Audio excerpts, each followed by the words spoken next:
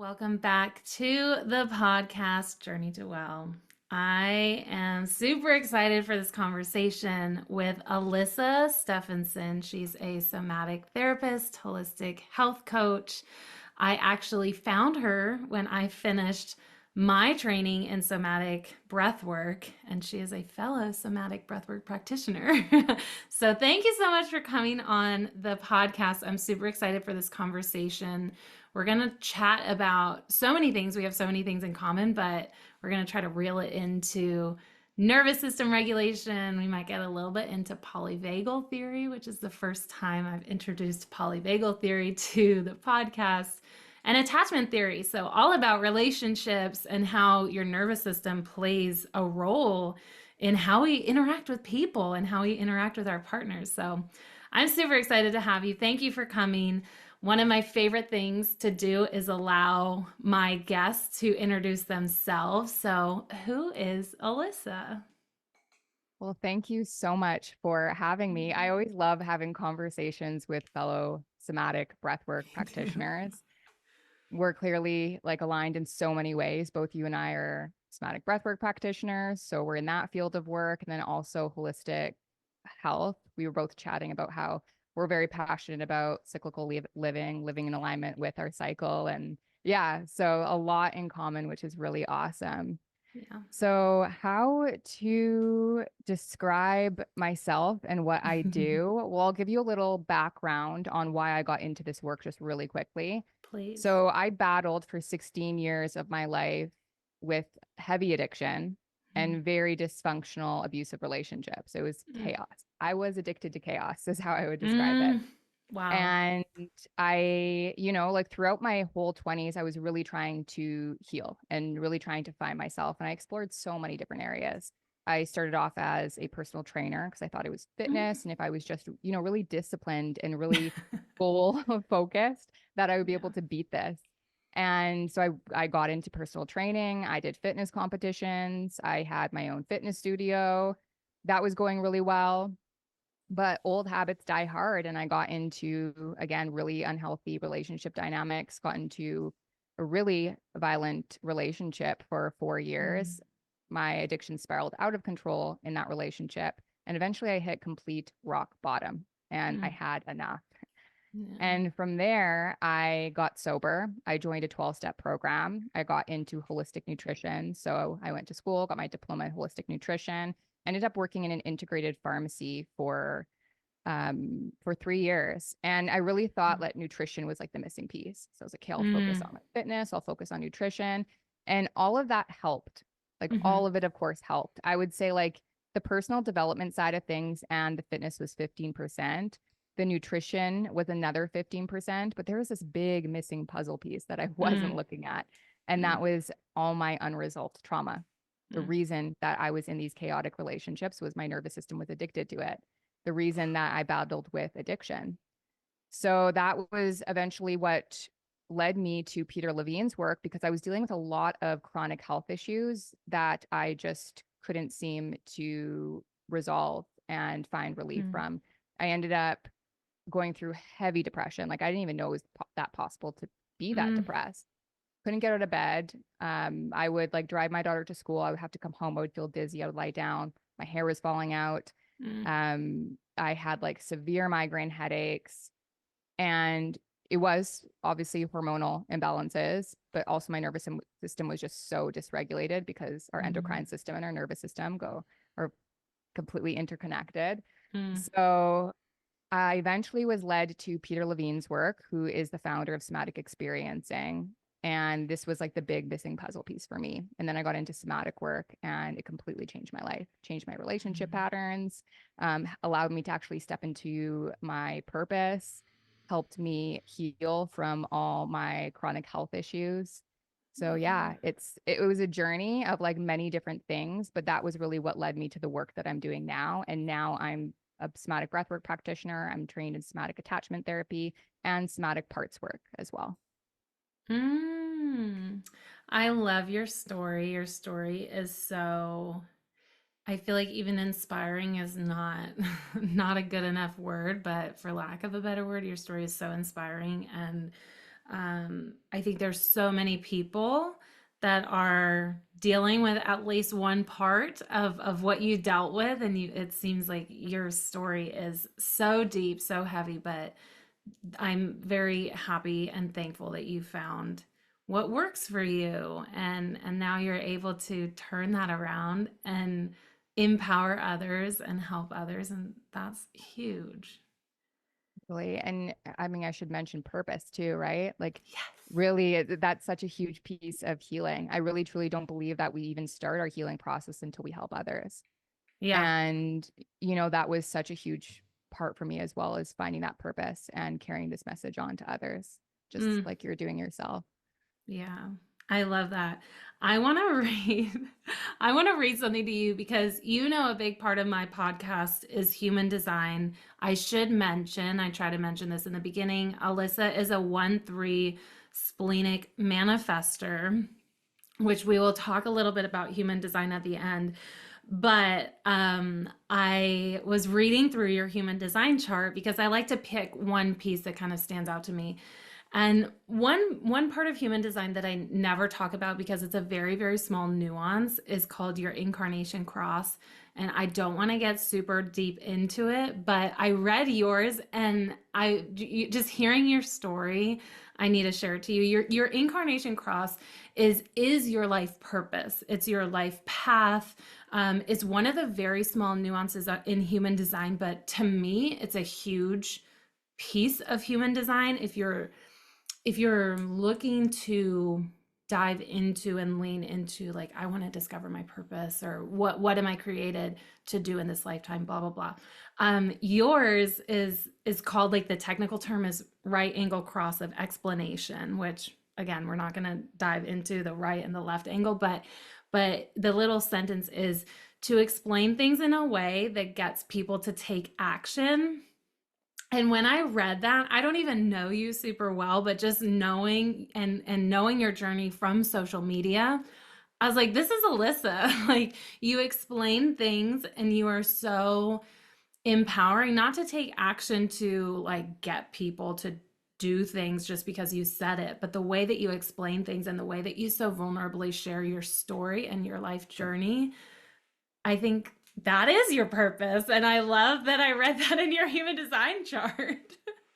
That is so cool. I actually never even heard of that part of the human Yeah. design chart. I'm not very knowledgeable in it. I have Yeah. explored my human design, but I'm so interested in diving in deeper. And that is so cool. I love to teach and I love to take like kind of Yeah. complex, boring stuff and make it like applicable and break Right. it down and make it simple and like practical for people to actually be able to utilize in their life. So, Yeah. so cool. I'm like, go girl, you're doing it. You're living your purpose. You're living your passion. Totally. So let's dive into that from an applicable way, because two of the phrases that you threw at me before we started recording was polyvagal theory and attachment theory.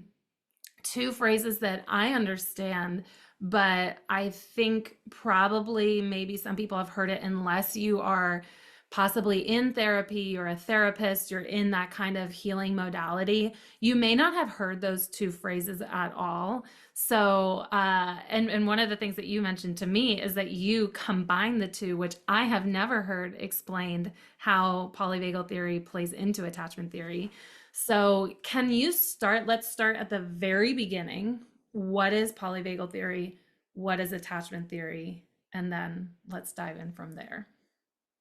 Yeah. So polyvagal theory was created by Stephen Porges, and he rediscovered that we have two vagal pathways. So there's Mm. two branches of our parasympathetic nervous system. So most people, when they think of nervous system states, they think of going into that fight or flight response, which is Yeah. our sympathetic, freeze, or the parasympathetic, which is rest and digest. But there's another branch of the parasympathetic, and this is known as our shutdown response or dorsal response in polyvagal theory. So the best way I like to describe this is looking at animals in the wild. Okay. Mm. So if you were to see a lioness start chasing a herd of impala, what would Mm-hmm. happen is they would take off at a super high speed.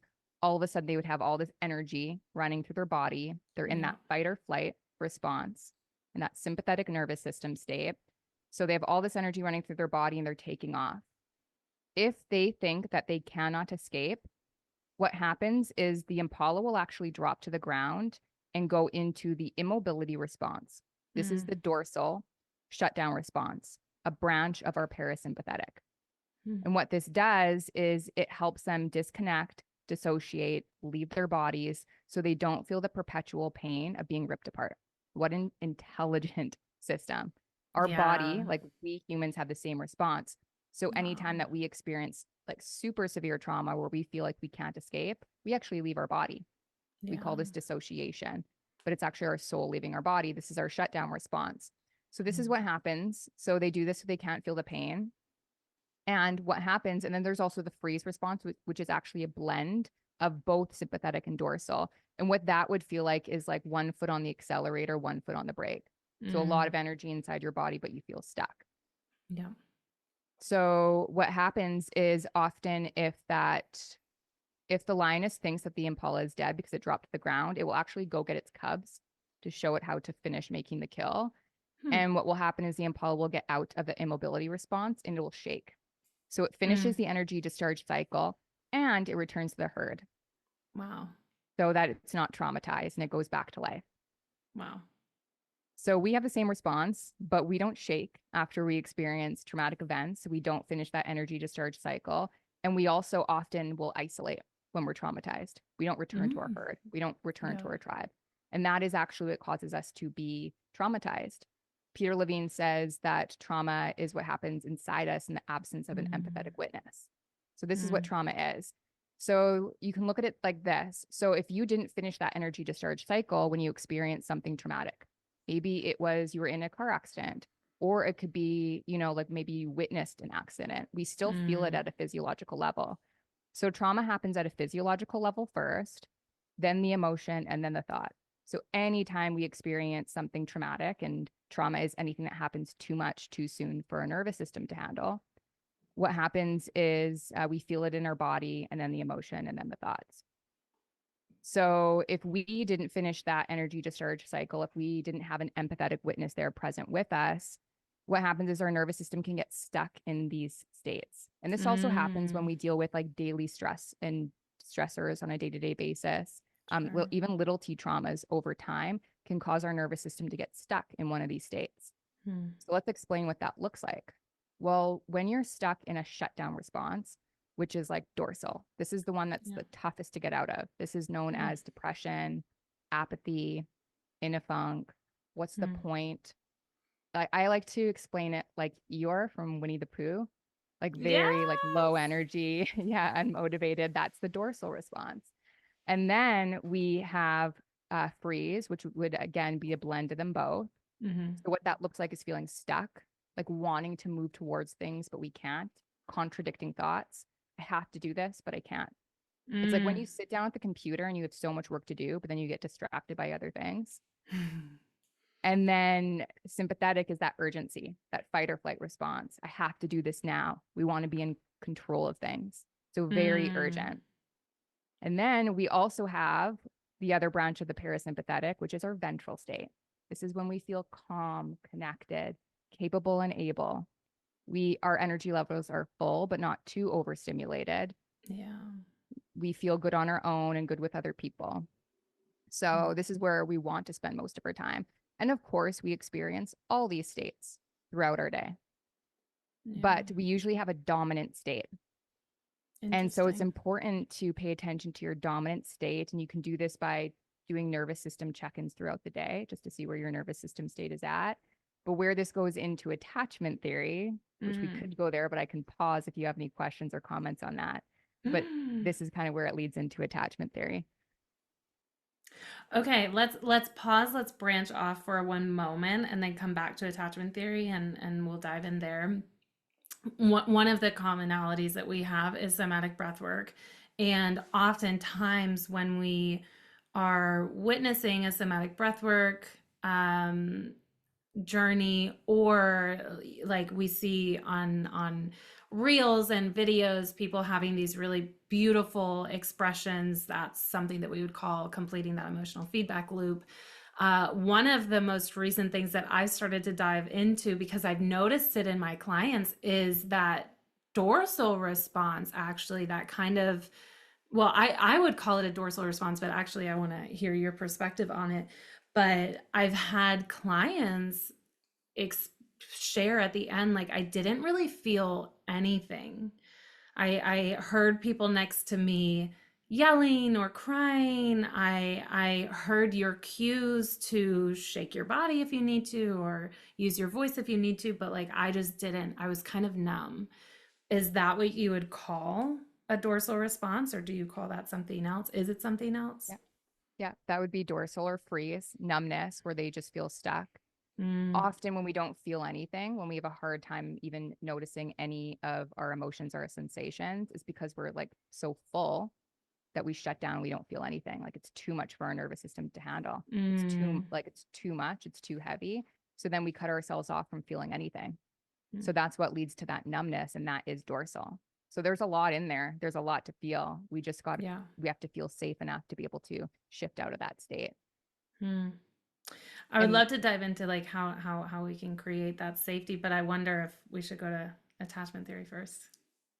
we could, but let's touch on this first because I think this is Sure. really important and really interesting. So remember initially that Impala was in that fight or flight response, and then it dropped to Right. dorsal. So in order to come out of dorsal, it actually needs to go back up through that fight or flight response first. So Mm-hmm. often when we come out of like a deep depression, we start feeling anxiety. That's actually a good Mm. thing. So it means that we're Wow. actually moving up closer to ventral. Wow. So first we have ventral, then we go into fight or flight, and then we go into that shutdown, and then freeze is Mm. a blend of them both. And how to move out of dorsal is it's like a bear coming out of hibernation, like slow movement.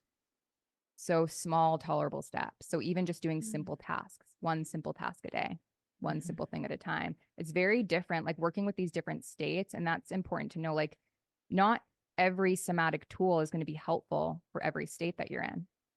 So, like, Yeah. for an example, if you're at a super high level of sympathetic, what your system is saying is that there is a tiger right in front Mm. of us. Yeah. And so you wouldn't want to meditate and sit down and close your eyes if a tiger was in front of you. Where Right. that would be helpful if you were maybe at a lower level sympathetic, maybe you can just, sit down, do some meditation, be a lot Mm. easier, but not at a high level of sympathetic. And that also won't be helpful if you're in dorsal. They'll put you right to Yeah. sleep. So there's many different somatic tools, and it's using the right ones. And sometimes it's combining a couple of them to really Yeah. help us shift out of these states. Yeah. Mm. And the thing with dorsal too is we really need co-regulation with other people.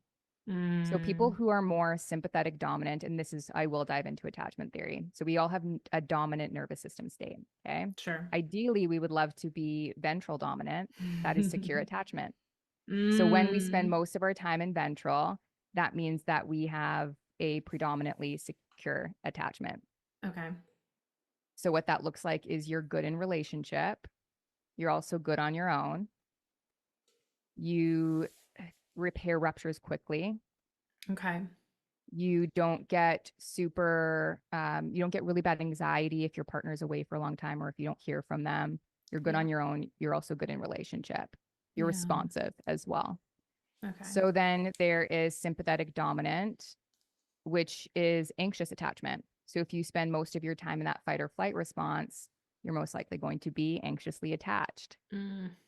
And if you spend most of your time in that dorsal shutdown response, that's very avoidant. Hmm. And then we have the blend of them both, freeze, that's disorganized. And our Right. nervous system creates a map when we are younger for how we respond to things, such as physical affection, Okay. like attunement, like presence from our caregivers. Yeah. Our nervous system will respond to that.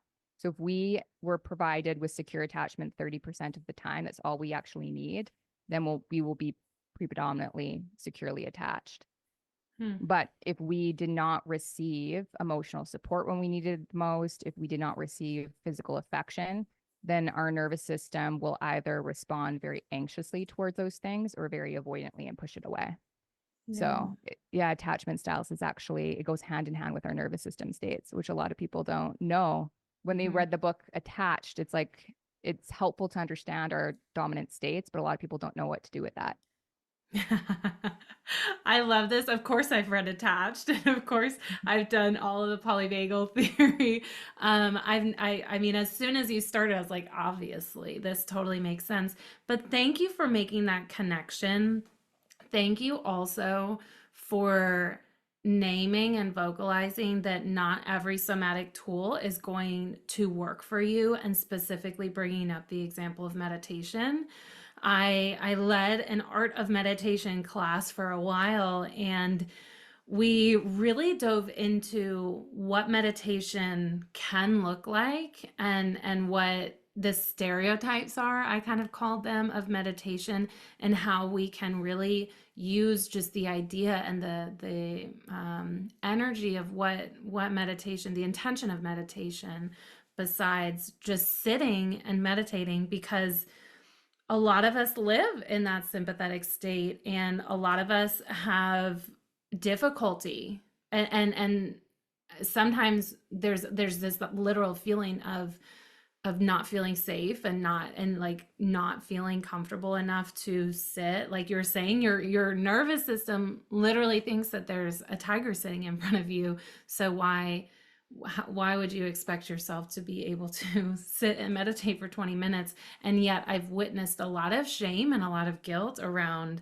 these beautiful somatic tools that we have, and instead of, I think, when we don't recognize what nervous system state we're in, there can be a lot of shame and guilt around, why is this not working for me? What's wrong with me? Why can't I just sit and meditate for 20 minutes? Why can't I just clear my mind? And then we go in that whole downward spiral, adding shame and guilt to an already uh, a nervous system that's already either in the sympathetic or the dorsal state. Totally. And you know what? That's why it's so important to work with a practitioner. Like, I wouldn't have been able to work through this stuff if I didn't work with someone. And the reason is, like, I even have a training that my clients go through, but going through the tools on their own, a lot of times we are so disconnected from our bodies. We don't even know like what state we're in. We don't even know what tool Yeah. is going to work for us. And then we can get frustrated because we try these tools and we're like, oh, they don't work. Like, I hear Yeah. that all the time at first from my clients. I'm like, okay. And then when we're on a call, I'm like, well, let's walk through this. So I'm like, what Yeah. state are you in? And they'll start to like explain like what they're noticing, and I help them because at first initially we're not good at like verbalizing our feelings and our sensations. It's Yeah. just not something we're familiar with. But Mm-hmm. then once we can start to tune in to like what state we're in, because a lot of my clients will be like, well, I already tried, the breathing and it didn't help, and I'm like, okay, you're probably at way too high of a level of fight or flight, sympathetic. So what Mm. you want to do is you want to discharge some of that energy first. So one of the tools actually that's very common that I get people to do if they're experiencing a lot of anger or a lot of anxiety is shake. So you want to shake, also going up on your toes, so raising your heels. You can do one foot at a time, shaking while noticing the anxiety or the Mm. anger, which a lot of people don't do. And Yeah. it's like, because we want to build our capacity to be with the discomfort.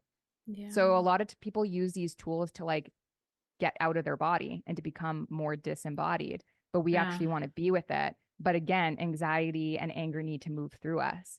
So it's like Yeah. moving our body while noticing, which can be really helpful because that can take us down a couple of notches because we just want to go down a couple notches. The goal Yeah. isn't to go from like a high level of sympathetic to all of a sudden calm and ventral. Like, that's not the goal at all. The goal isn't always to be calm, but even just to go down a couple notches.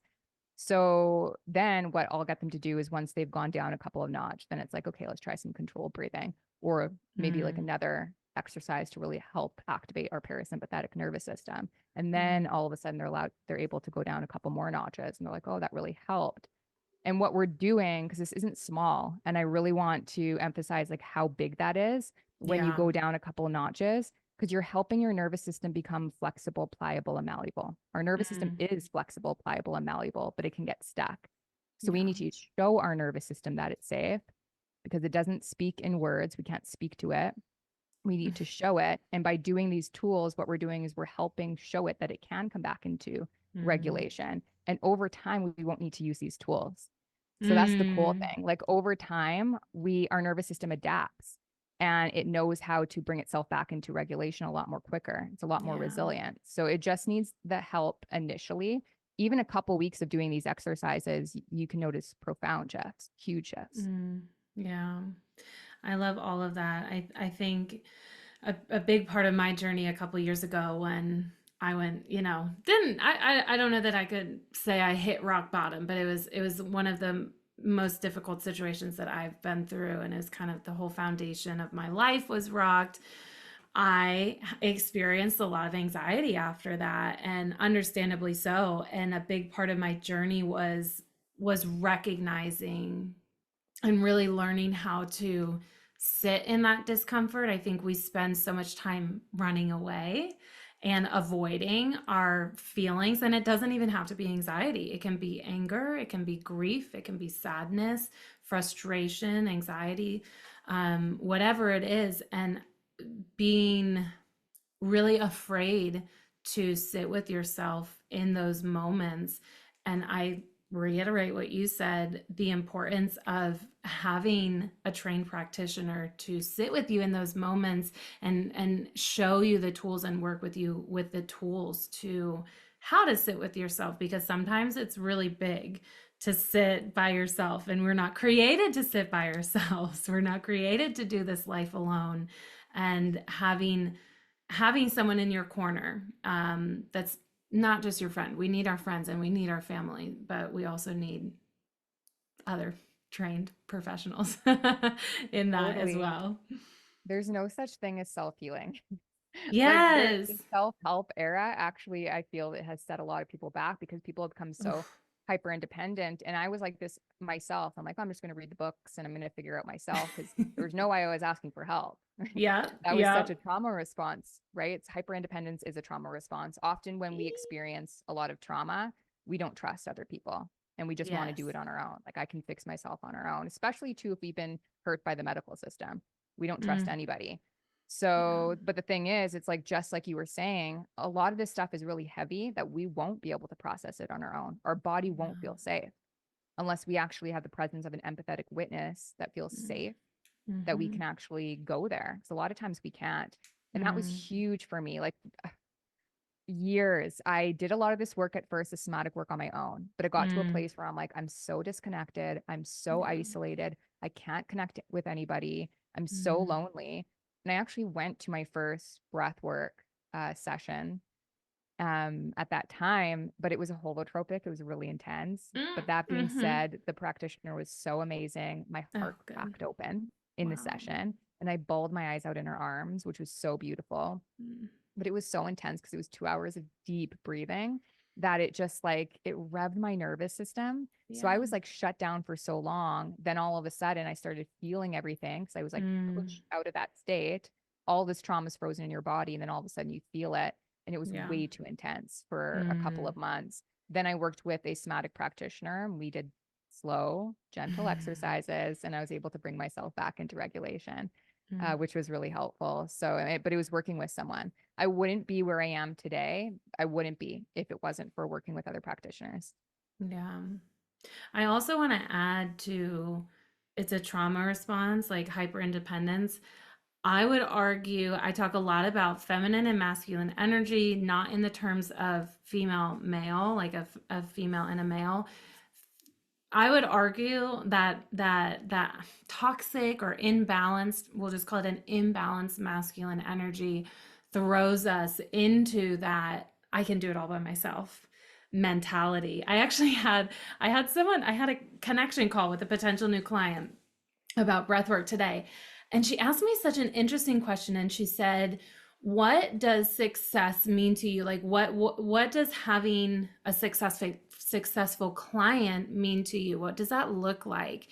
And what came out of my mouth was, um, I think one of the most important pieces of my business, of my community, of my podcast is having a tribe and building a tribe and building a community. And a big piece of my story, that dark time that I was sharing, was reaching out, learning how to reach out, because my previous mindset, like you were sharing as well, was I can do it all by myself. If you won't do it, then I'll just fucking do it. I'll pull up my big girl pants. And I love that you brought in that self-care pandemic, that self-care era that we walked through. It really needs to include walking through with people. We're ancestrally designed in our DNA to live in tribe and live in community, and we weren't created to do it all by ourselves. And you're never going to know everything. Even if you read all the books, if you do all the research, you're still not going to know everything. So why try to do it all by yourself? Totally, totally. It's interesting too because it, it was a necessary phase. Yeah. And I experienced this when leaving a very enmeshed, codependent, unhealthy codependent relationship dynamic. Because when Mm, we're in relationship dynamics where we are so enmeshed with another person, it's so codependent, it's so unhealthy, it's so toxic. Often when we yeah. reach our breaking point and we're like, I can't take it anymore, the pendulum swings the other way. And what happens Wow. is we go from being super like dependent on this person to all of a sudden being super hyper independent because the pendulum Mm, swings the other way before we can actually find that balance of healthy interdependency, which is where we want to be. And for wow. someone who's more anxious dominant, they want to be around people all the time. So it's Yeah. actually helpful for them to learn to be able to self soothe on their own. They still need people. We all need to be around people, but they need to be able to self soothe on their own without others. Where someone who is more avoidant, which was me, I Okay. needed to learn to co regulate and heal with other people because I wanted to do it all on Wow. my own. Wow. But really, it's like people who are more avoidant, they think that they're regulating on their own, but they can't. Like you actually, you think you are, but you're just shut down. You don't feel anything. I So love that. yeah, It's yeah. true. I'm laughing because it's true. Yeah. So, can we talk about codependence? You're actually reminding me now. I'm like, now I just want to talk all about codependence for a whole podcast episode.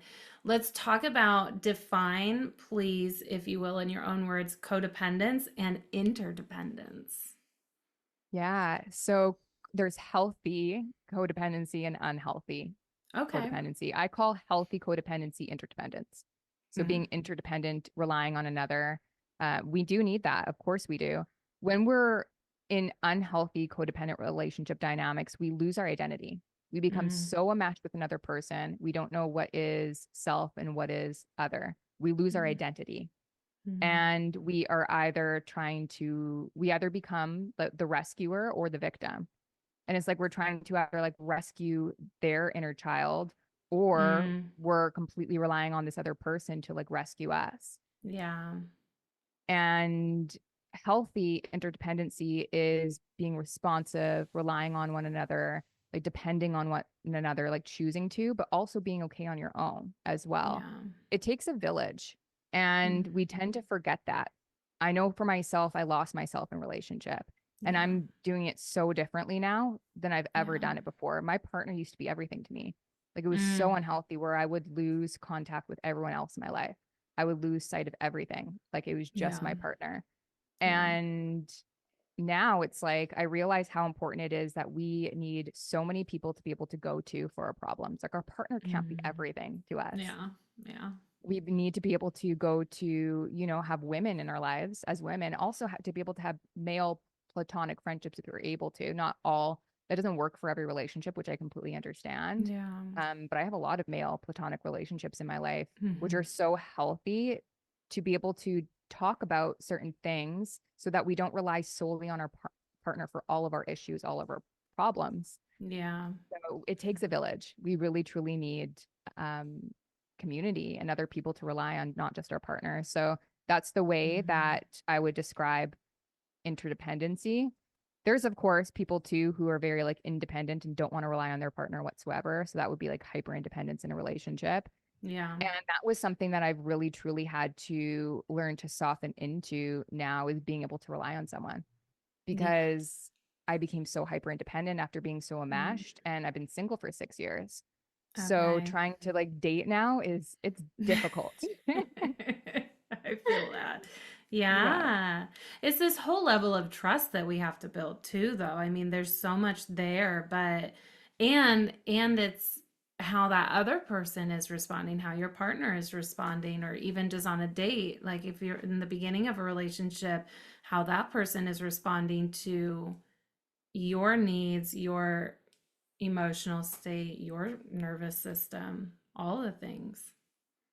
totally, totally. It's so interesting dating from this place when you've done a lot of work on Yeah. yourself.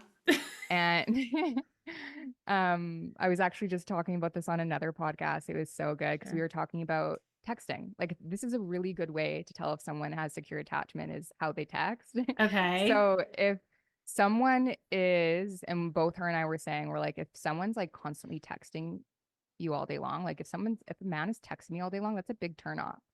That is a Anxious. sign that he's very anxious and clingy. Yeah. And then if he's not responsive, like you don't Mm. hear from him for days, that's Mm. could be a sign that he's Yeah. more avoidant. If he's just very kind of very like maybe ghosts you or just doesn't Mm. respond to you for days, that's not a good sign either. You want Yeah. responsiveness, but you also want to know that a man's on a mission. I do, I should say. I want to know Yeah. that a man's on a mission, right? So Hmm. yeah, you want to know that they have things going on and that they have responsibilities, but you're still a priority and Yeah. they still are responsive. So like check in with you every single day. So that to me is like a green flag that I always look for when I start dating is how they text. How's your texting style? I love this. There's so many things. I haven't I've been single for a few months, but like dating and then getting into a new relationship, there's so many things where I'm like, man, I'm just like not analyzing. I don't like that word, but yes, the texting idea is such a great way and how you respond, how you deal with the first date, how you follow up from the first date. It's a lot, but it's fun actually. I think that some I've met a lot of people that are single that are like, "Oh, dating sucks and people suck." And I'm like, it's just this opportunity for you to learn a person, for you to learn and more importantly to learn yourself and how you Totally. respond to situations. Totally. 100%. There's no better way to learn about yourself than through Mm, dating, I think, because you'll never to agree. it's the most intimate that you'll be with another person. We're s- it's bringing up like so many vulnerabilities. Often so many of our core wounds show up when we're dating and in relationships. So it's such a great Mm-hmm. opportunity to heal it. And Mm-hmm. from being single, I was single for 6 years and I did date a little bit during that time. Now I've been seeing someone for a couple of months and it's going like really well, like just Yay. nonstop green flags. It's been amazing. Yes. But Oh, love that. it took a while to get there. Yeah. And it also took like a lot of failures and a lot Yeah. of learning about myself and a lot of seeing my own unhealthy toxic patterns showing up again. Like my Mm-hmm. own tendency to like all of a sudden shut things down before they even start, Wow. which is like so avoidant. So, and Mm-hmm. there's the Gottmans often talk about having a tolerance for imperfection. Like no one's Mm. perfect. And it's like now we're all of a sudden seeing that a lot of people are talking about like looking for the perfect partner and Yeah. like not settling until you find the perfect partner. There's Yeah. no such thing. Yeah. There's no such thing as the perfect partner. Like I'm not No. perfect. I have flaws. I don't want to find a perfect partner because then I'm going Right. to be super insecure because I have flaws. Right. Yeah. I love that and I think that it's so important. Actually, Jay Shetty, I was just listening to one of his podcasts with Matthew someone. I should know his last name, but Husney? he's yes, I think Yeah. so, right? Yeah. Did you listen to it? Or you just No, but know him? I've heard Matthew Husney so many Okay. times. He Yeah. posts so much great content, but he definitely talks about the perfect partner and the search for the perfect partner and first of all, why would you even want a perfect partner? And second of all, there's never going to be a perfect partner. It's the ability to one of the things that he said that I think was beautiful was a lot of times when we finally come to the conclusion, okay, there's no one perfect. I guess I'm going to have to settle for someone. He said having a very small shift there from settling on someone to settling with someone And when you're Mm. settling with someone, there's that dynamic, right? Of that like interdependence. It's that relying on each other and choosing to grow together in a relationship rather than, oh, I'm just settling on this person. Like, I guess he's good enough. Totally. Well, you know what? And I can speak from experience because I won't just Yeah. speak to this like regarding other people, but that searching for the perfect partner is the Mm. wounded inner child. And I'll Ooh, speak from that from experience. It truly is. sure. When I finally realized that, like, it's a way actually to keep love at a distance because we know at an unconscious level that there is no perfect partner. Mm, So it's if I keep saying that I'm not settling and I'm just searching for that perfect partner, and that's why, because I'm not willing to settle, it's actually just keeping love at a distance because I know that's not possible. And it's also like this golden projection onto whatever, like if you're dating like the opposite sex or the same sex, if you're gay, like it's putting a golden shadow onto that person and putting them mm, onto a pedestal. And often that will start to wear off after a while. Like we do that when we start to look for the perfect partner. It's like we idolize yeah. certain people. And then all of a Mm, sudden they show their humanness and we're like, well, what happened? You changed. It's like, no, they were always human. You were just yeah. projecting your golden shadow onto them. Yeah. So yeah, it was something that I really had to learn. And it's interesting because as soon as I learned that that's what I was doing, I started actually like seeing this person came into my life. And I would say that this person is like, we're just so compatible. Like, I would say that it's okay to say that a person is perfect for you because you're Yeah. compatible and you share the same values. Of course, there's going to be differences as well. So you could say that they're perfect for you, but there's no like perfect partner. And like this Yeah. list that we make, like because we're taught that's Mm. what you need to do when you want to manifest your dream partner is make all a Mhm. list of all their qualities and all their physical attributes. It's Mhm. ridiculous because Mhm. no one can, yeah, live up to that. Like, I feel No. bad for someone who is in a relationship with someone who has a list and they're like, oh, you match my list of my perfect partner. Yeah. Like, Yeah. you have to like live up to Live up to that. that. Yeah. Let me tell you, I made that mistake. We went through that whole journey. I made the whole list and they checked everything off. And it was like that shock, that immediate like energetic attraction and everything. And it didn't work out. One of the we don't need to dish all of my relationship, but it didn't work out, and it was one of the biggest lessons to me when we talk about manifestation. Is yes, you can manifest all of the physical attributes, even the personality traits, and then we kind of also can get into falling in love with the idea of someone too, which we definitely do, and so falling in love with that, the idea of like this is going to be my perfect person because they look this way, they act this way, they say these things. um but it that yeah, but being careful of that, being careful of what exactly, like what's underneath, what really is your goal. And to me, it's not what the person looks like. They don't have to look a certain way or even act a certain way. It's having similar values. I think it's having similar or aligned core values, and having the willingness to grow, having the willingness to learn and to hear your partner and to hold space for your partner. All of these lists, I'm like, but I mean, sometimes we have to make the mistake too, and that's okay. We're all on a journey, and if that's your journey, go for it. And sometimes we have to learn those lessons. I love that. I love that you mentioned willingness. Ugh, yeah. That's like the number one thing that I look for in any person actually Wow. is like a willingness to grow. Yeah. Yeah. It's huge. It's huge. I think I don't know if my mom said that or if I just found that, but having the willingness to hear, to even hear someone else's perspective, to entertain another idea, because you only see life through your lens. So let me see your lens. Let me explain your lens to me on this topic or on this idea. Um, anyway, all the They relationship actually stuff. say in AA that you only need two things for like Mm. the program to like work and to be able to do the steps is a willingness and an open mind. And that is Wow. so true for everything.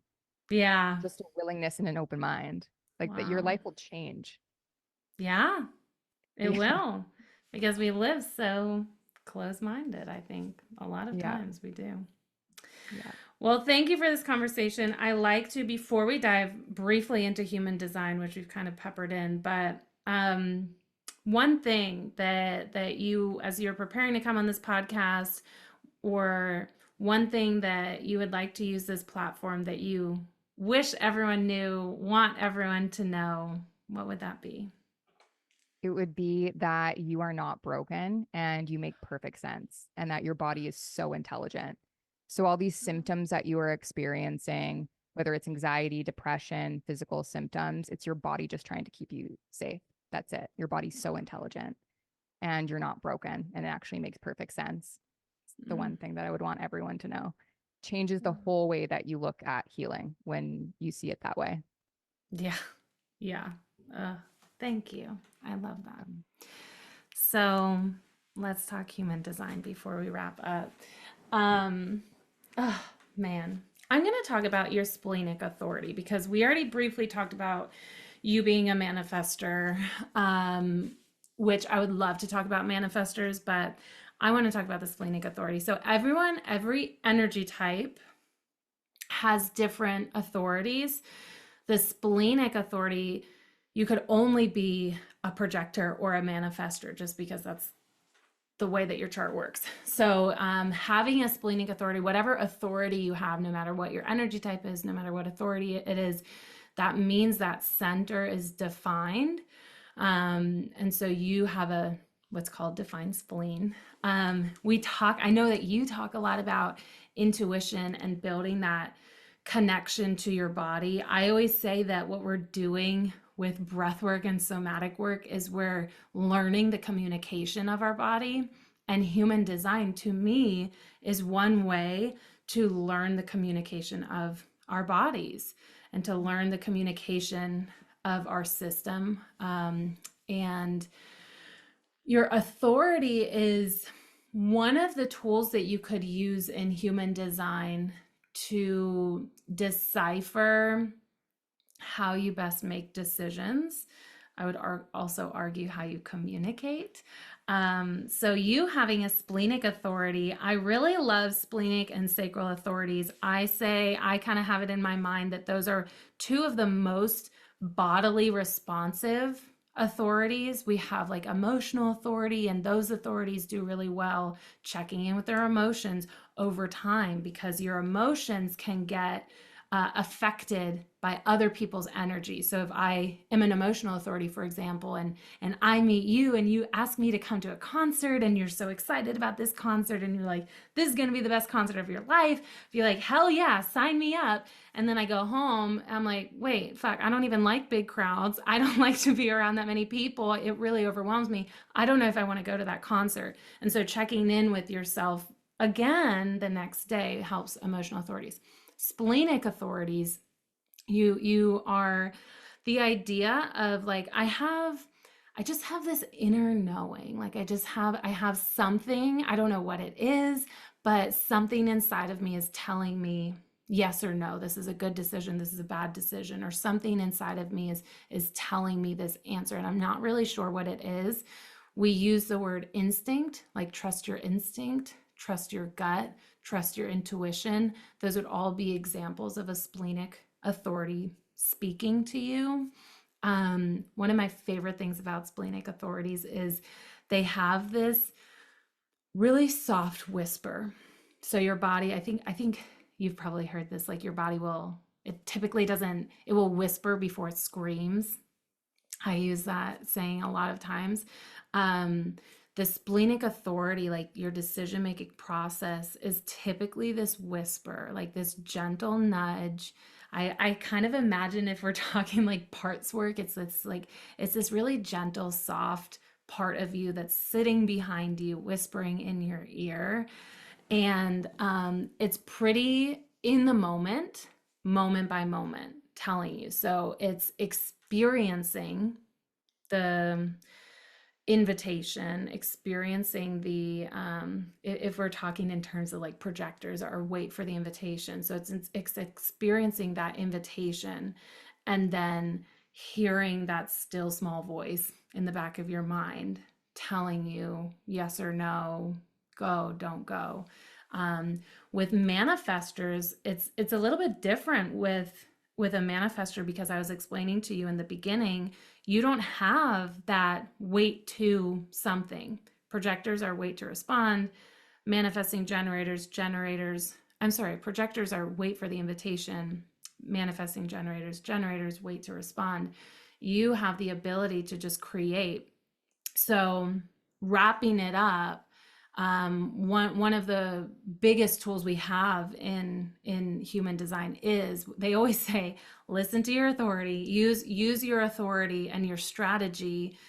Your strategy is peace, so use those two in the like decision making, how you move through your world.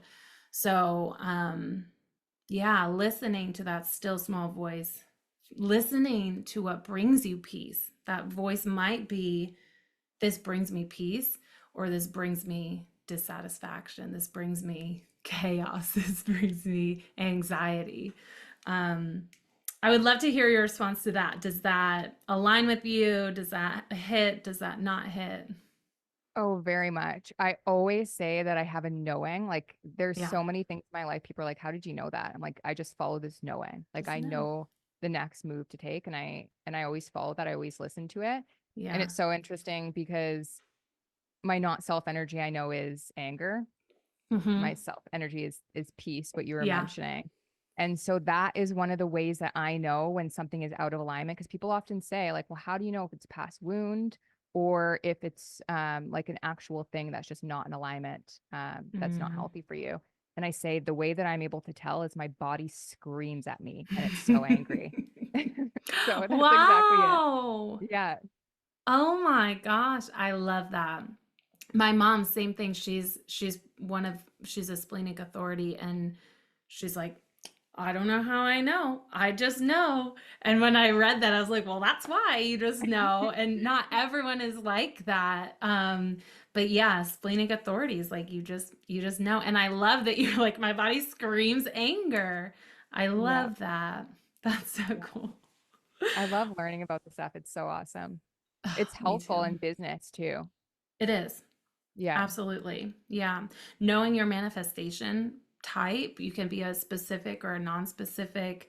I think knowing that incarnation cross, even if we just start at the beginning of your strategy and your authority, and knowing your energy type, I mean, there's so much, because I think in learning it, just like we were talking about, not every somatic tool is going to work for you. Not every business, entrepreneur, whoever's sharing it, like not every tool that they share is going to work. And how you're sharing, like when people are asking you, like, how do you know? And you're like, I just know. That might not resonate with a sacral authority or a self projected authority, because they don't have that inner knowing. And that doesn't mean that you can't decipher how you know and decipher your intuition pulls. It's tapping into your specific authority and how that authority speaks through you. Totally. I Yeah. think every business coach should be trained in this Yes, because I so agree. many business coaches give like these cookie cutter blueprints Yes. and think that it's right for everyone because it worked for them and it worked for a couple of other people, but it's not going to Yeah. work for everybody. No, no. One of the things, one of the things I do is every time I get a new client, I'm like, I'm gonna look up your human design chart. You don't have to know anything about it, and we don't even have to talk about it. If you're not interested in knowing or learning human design, that's totally fine.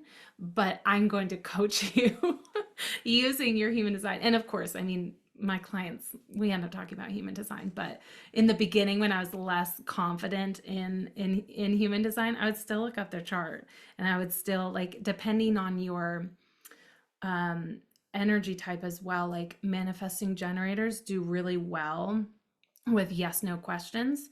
Projectors do really well arriving at their own conclusion, and they need to talk it out.